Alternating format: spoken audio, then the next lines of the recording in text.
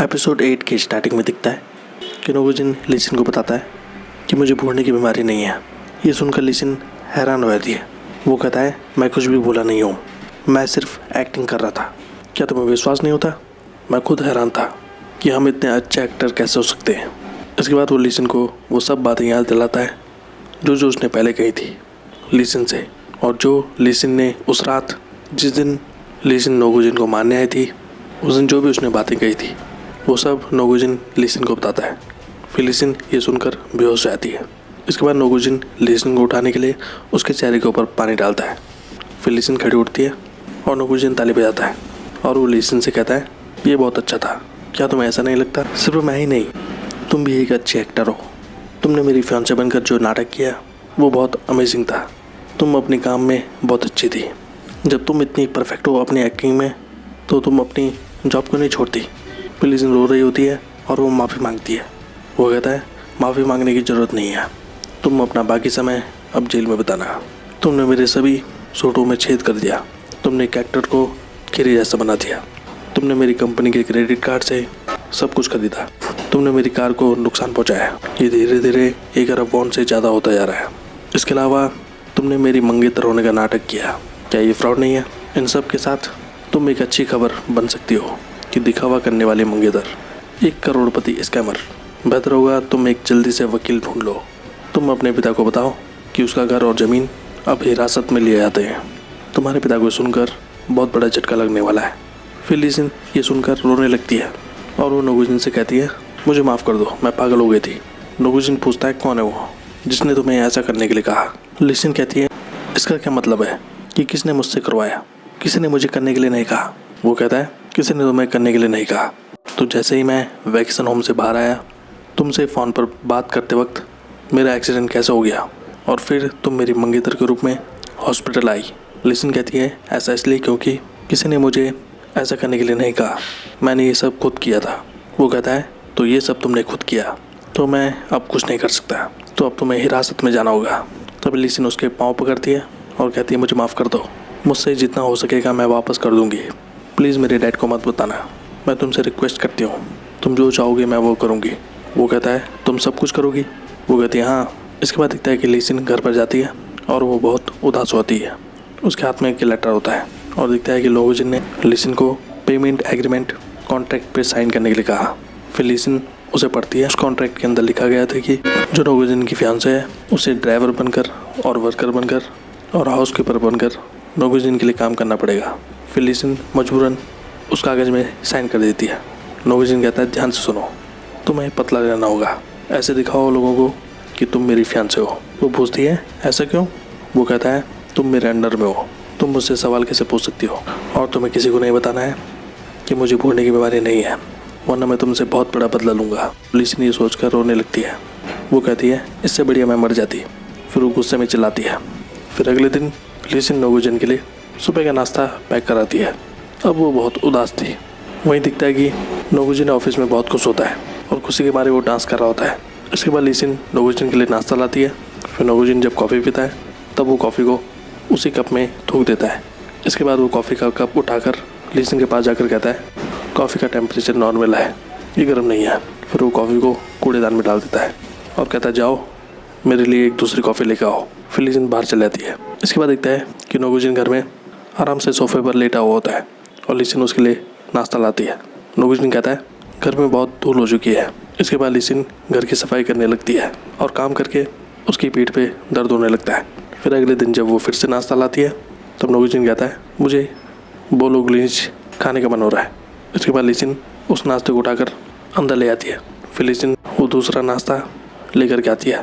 तभी नोगुजिन कहता है, मुझे ढेर सारा मांस नहीं खाना चाहिए, ये मेरी सेहत के लिए ख़राब है। मैं चाहता हूँ कि मैं एक जिंदा ऑक्टोपस खाऊं। इसके बाद लिसिन जिंदा ऑक्टोपस को फ्रीजर से निकालती है। उसको निकालते वक्त वो ऑक्टोपस को देखकर बहुत डर जाती है। इसके बाद वो प्लेट में नोगुजिन के लिए वो ऑक्टोपस लेकर आती है। तभी नोगुजिन कहता है, मैं इसे नहीं खा सकता, मुझे ऑक्टोपस के लिए बुरा लग रहा है, इसे छोड़ो, मेरे लिए सैंडविच लेकर आओ। इसके बाद दिखता है कि नोगुजिन और लिसिन ऑफिस में जाते हैं। वहाँ ऑफिस में बहुत सारे छोटे बच्चे आते हैं और उनके साथ कुछ लेडीज़ आती है और वो सभी नोगुजिन के ऑफिस में जाते हैं। फिर वो लेडीज़ एक बैनर को नोगुजिन को दिखाती है जिसमें लिखा हुआ होता है, टाइम पर काम करने के लिए धन्यवाद। वो लेडी कहती है मेरी बेबी बॉस बहुत खुश है। जिसके पास बच्चा होता है उसके लिए देर से काम करना बड़ा मुश्किल होता है, लेकिन इन दिनों हम अपने बच्चों के साथ घर जाते हैं। हमारे बच्चे बहुत खुश हैं।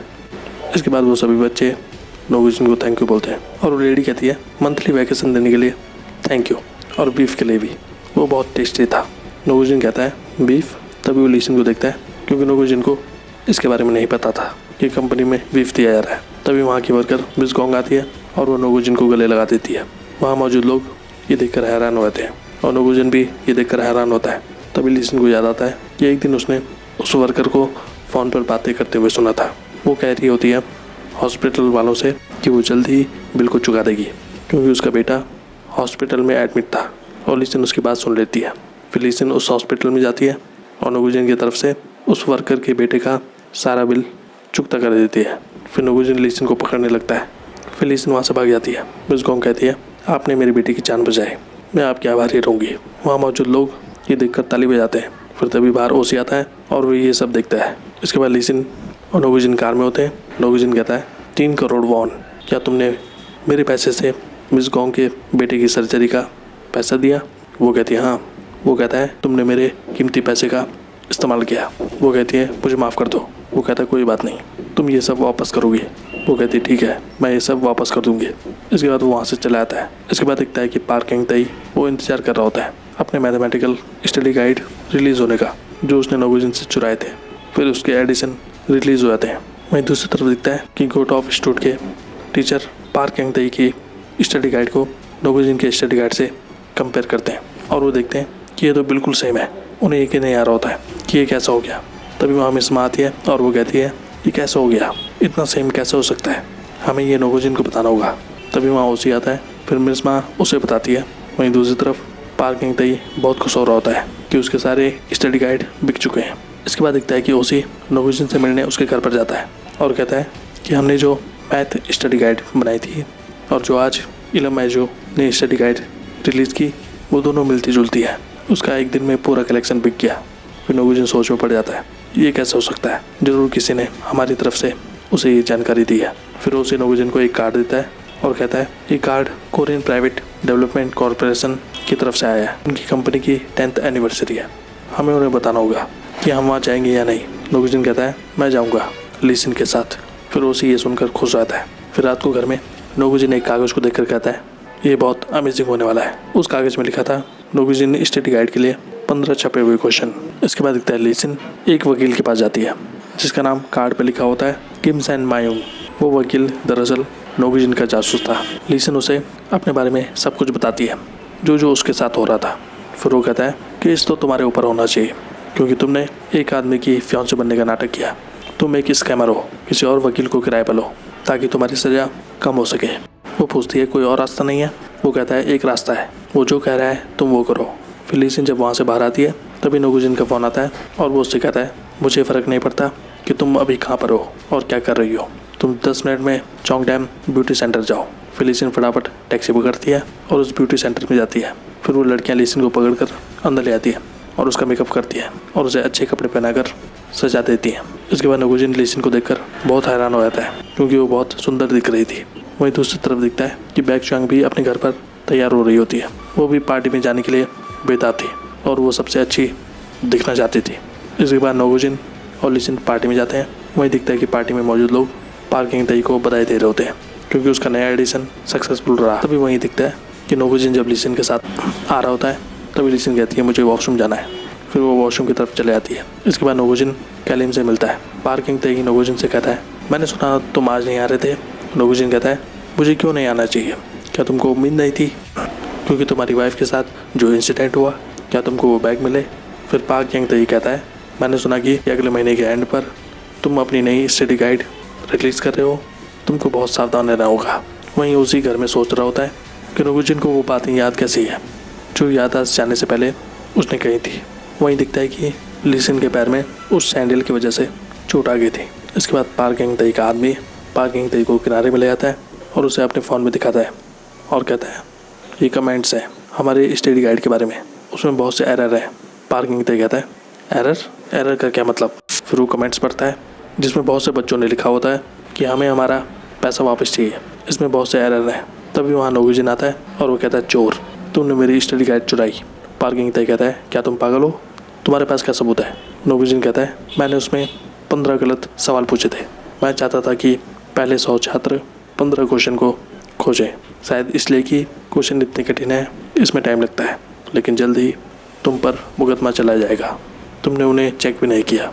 मैंने अपनी रिसर्च टीम से कहा कि मैं खुद उन्हें देखूं। वो लास्ट वर्जन है जो पब्लिश होने जा रहा है। तुमको पहले उन्हें हल करना था, लेकिन मैं जानता हूँ तुम्हारा एक सड़ा हुआ दिमाग है।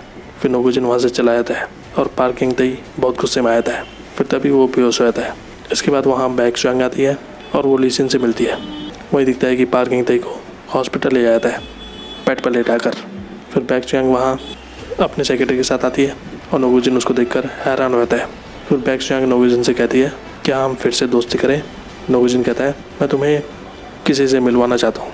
फिर लीसिन वहाँ आती है और वो बैक्सुआंग से कहता है इसका नाम है लीसिन, ये मेरी फियांसे है। फिर बैक्सुआंग ये देखकर हैरान हो जाती है। इसके बाद नोगुजिन लीसिन को लेकर वहाँ से जाने लगता है। तभी बैक्सुआंग बाहर जाती है और वो नोगुजिन को पुकारती है।